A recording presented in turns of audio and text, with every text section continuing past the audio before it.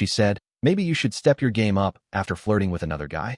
So I stepped out of her life, shut everything off, and watched her beg for the basics. We were just a few months shy of 4 years together. Lived in the same apartment for more than half that time. I'd seen her through tough spots. When she lost her job during a round of layoffs, I picked up the slack without a word. I covered most of the rent, the utilities, and the food. She said she needed time to figure out her real passion. So she left the corporate grind and started working on becoming a lifestyle coach. Instagram quotes, filtered matcha lattes, and daily affirmations became her brand. I didn't complain. I wanted to see her win, even if I didn't always understand the hustle. But last month, something just changed. We were at a birthday party for one of her influencer friends, a rooftop bar downtown, pretty swanky. Lots of her friends showed up, most of them wearing high-end streetwear and pushing gym supplements or online brands. I felt a bit out of place, but I always made the effort. I ended up chatting with a guy about his fitness startup while she floated between groups, doing her usual queen bee thing. I wasn't trying to eavesdrop, but her laugh cut through everything around me. Loud, almost performative. I turned toward the sound, and that's when I caught it. She was talking to some guy with way too much cologne and sleeves of tattoos. I heard her say, "Oh, him? He's just my safety net while I figure things out." I froze for a second. She didn't know I was within earshot. The guy leaned in a bit and said, "Well, if you ever want a real man, hit me up." She didn't push back, just raised her drink and gave him this knowing look. Then, as if she sensed me, her eyes drifted across the room and met mine. She held the stare for just a moment. No apology in her face, just this blank calm like nothing was wrong. I nodded, finished the drink in my hand, and left without saying a word. No dramatic exit. No public meltdown. She texted me maybe 30 minutes later. "Where did you go? The party's not even over." I replied, "Neither is the illusion." I didn't hear back. I spent the rest of the night just sitting in my car in the apartment garage, replaying everything in my head. I'd chalked up little red flags over the last year to stress, ambition, figuring things out. But hearing her reduce me to some emotional landing pad, to a fallback option, hit differently. That night, I decided I wasn't going to be anyone's safety net.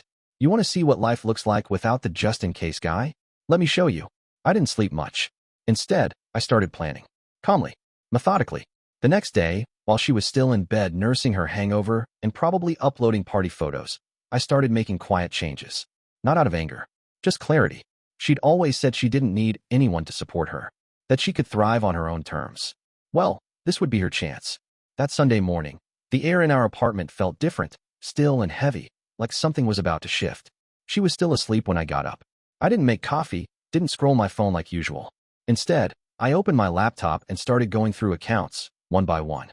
Our place. The lease was in my name. Always had been. She moved in for a few months after her layoff, but never ended up leaving. We just slipped into routine. Utilities? I paid them all. Electricity, internet, streaming services, everything. Her gym? On my card. Her phone line?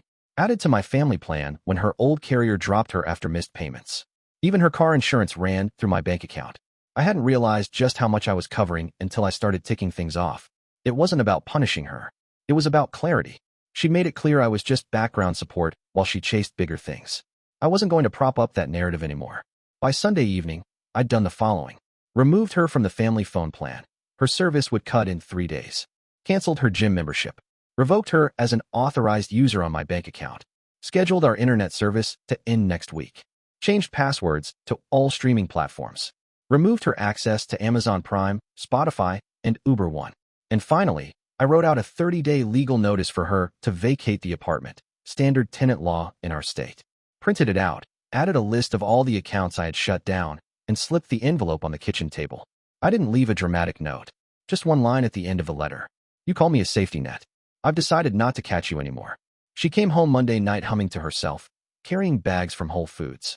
Probably thought the party was still echoing through her week. She didn't see the envelope at first. Just asked why her Uber app wouldn't load. Then she noticed the envelope. At first, she thought it was some prank. She laughed and tossed it on the counter. Then her card got declined when she tried ordering takeout. Then her phone showed a warning about service ending in 48 hours. Then her Spotify kicked her out mid-song. Confusion turned to frustration, then panic. She came into the bedroom holding the paper. "What is this? You're seriously cutting me off?" I didn't raise my voice. Just looked at her and said, "You said I was a safety net. I'm letting go." She stormed out. That night, her mom called me. "You're being cruel," she said. No, I wasn't screaming. I wasn't throwing things. I wasn't slandering her online or begging her to stay. I was just removing myself from the situation she thought she controlled. Week 2 was when reality started to sink in. She texted me, "Can we talk like adults?" I responded, "Adults pay their own phone bills." She showed up at my office one afternoon. She looked tired, less polished. She asked for just one more month to sort things out. I told her, "You said I was your backup plan. I'm just making sure you move to plan A." She left without saying much. That night, I noticed she'd started listing her handbags online. Designer stuff I helped her buy over the last year. Instagram didn't show the behind-the-scenes struggle, but I could see it in how quiet everything had gotten. By the end of the month, the apartment was quiet in a way I hadn't experienced in years. No high-volume FaceTime calls, no scattered shopping bags by the door, no ring light taking up half the living room. She was gone. She moved into a studio a few blocks away. Well, technically, half a studio. She split it with 2 other women, both in their 20s trying to make ends meet. I didn't ask, but a mutual friend filled me in. Apparently, her lifestyle coach ambitions had taken a back seat to 2 part-time jobs, one at a smoothie bar, the other doing admin work for a dental office. Not exactly the glam content she used to post. I didn't check her socials, but the friend said she'd gone quiet. No more posts about manifesting your dream life or elevated energy. Just old photos reposted with vague captions like, "Sometimes life reroutes us for a reason." Then came the part one didn't expect. She tried to reconnect with the guy from the rooftop party. The same one who said, "If you ever want a real man, hit me up." Well, turns out he was married. Not just married, married with 2 kids and a golden retriever. And once she started messaging him regularly, he blocked her. Cold. Just disappeared. She didn't see that coming. The next week, I saw her at the grocery store. I was in the self-checkout lane buying toothpaste and a 6-pack. She was at the far end of the store, standing by the refrigerated section, digging through her purse. I could tell from a distance, she was counting coins. For almond milk. Our eyes met. She looked smaller somehow. Not physically, just deflated. She gave me this weak smile, like she wasn't sure what I'd do. I didn't do anything. Just nodded. Then I turned and walked out. That was the last time I saw her. No drama. Just space. I thought I'd feel a sense of victory, like I'd won something. But it wasn't that. It was more like relief. I didn't have to prove anything. She already did that on her own. Funny thing is, people always say you should fight for relationships. And I agree, to an extent. But when someone reduces your love, your loyalty, your investment, to a fallback plan, there's no fight worth having after that. You just walk away. Not for revenge, not to teach them a lesson. Just because it's finally clear, they were never holding you the way you were holding them. Moral of the story. If someone ever calls you their backup plan or safety net, take them at their word.